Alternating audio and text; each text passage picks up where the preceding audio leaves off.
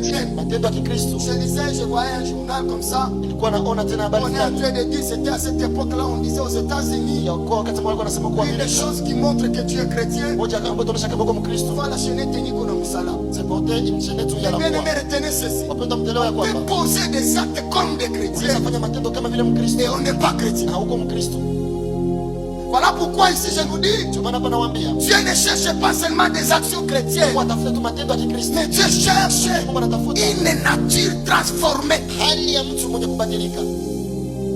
Ce qui nous arrive aujourd'hui dans nos églises, nous posons des actes bien sûr, des actes chrétiens bien sûr, mais on ne devrait pas se limiter par là. Et je me permets de nous dire ceci: poser des actions chrétiennes sans pour autant avoir la nature d'un enfant de Dieu, on est en train de tomber dans l'hypocrisie. Et si on peut poser la question ce soir, qui est un vrai chrétien?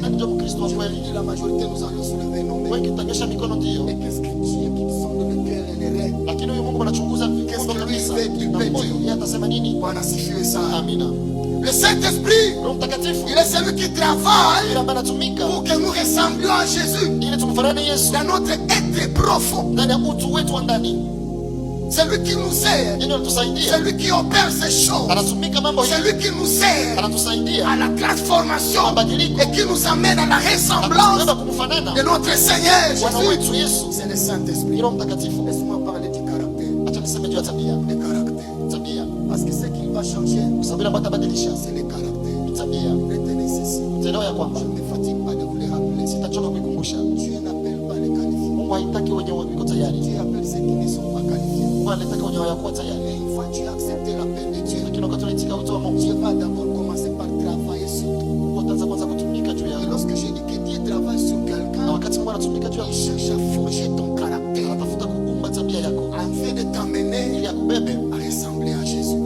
C'est quoi le caractère? Écrivez ceci. Le caractère, c'est l'ensemble des qualités intérieures profondes qui détermine qui tu es réellement et comment tu agis, surtout quand personne ne te regarde.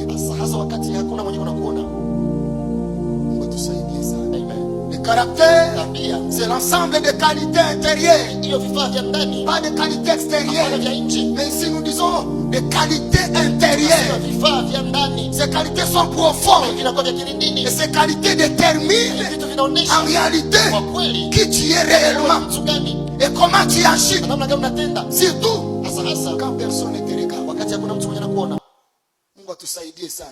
Quand nous sommes à l'église, quand nous sommes au milieu public, là où on nous connaît, nous agissons comme des enfants de Dieu. Mais en réalité, est-ce que nous sommes des enfants de Dieu? Dans ces histoires, il y a kutafuta Mungu. On ne devrait pas seulement nous concentrer sur le fait de recevoir. Parce que ce que nous allons montrer devant Dieu, ce n'est pas ce que nous avons, mais c'est ce que nous sommes. Entre ce que nous avons et ce que nous sommes, c'est ce que nous sommes qui compte tellement. C'est ce que nous sommes qui intéresse Dieu. Bien sûr, tu n'as rien. Financièrement parlant, matériellement parlant, tu n'as rien. Mais tu as un prix. Tu as dit prix aux yeux de Dieu. Tu es quelqu'un de considérable. Dieu t'aime tellement. Dieu te considère tellement. Les gens peuvent te minimiser et te négliger. C'est comme Paul va dire. Lui, il nous arrive d'apparaître pauvres. Cependant, nous ne sommes pas pauvres. Nous ne sommes même pas seulement bénis. Mais nous sommes des sources de bénédiction. Parce que nous enrichissons plusieurs. C'est ce que tu es. C'est ce que tu es. C'est ce que je suis qui intéresse Dieu. Alléluia. Autrement dit, le caractère n'est pas ce que tu montres en public, mais ce que tu es dans ton cœur. Le caractère, ce n'est pas ce que tu affiches. Le caractère, ce n'est pas ce que tu veux qu'on dise de toi. Le caractère, c'est ce que tu es dans ton cœur. Et quelqu'un prêchait à ce qui concerne le cœur. Je vais y revenir avec ce verset qui dit: garde ton cœur plus que toute autre chose. Et il avait paraphrasé quelque chose en disant ceci: heureusement pour nous, Dieu nous a caché les secrets du cœur des autres. Croyez-moi, si Dieu ouvrait ses secrets pour mettre mon cœur au devant de tous, ou ton cœur, le cœur de tout et chacun de nous,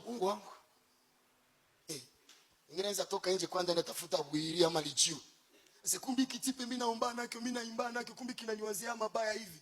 Roho ya mtu ni hatari. Le cœur de l'homme est compliqué. Mais en réalité retenez ceci. Le vrai toi. Wewe la personne que tu es. Ce n'est pas cette personne que tu affiches. C'est celui que tu es dans ton cœur.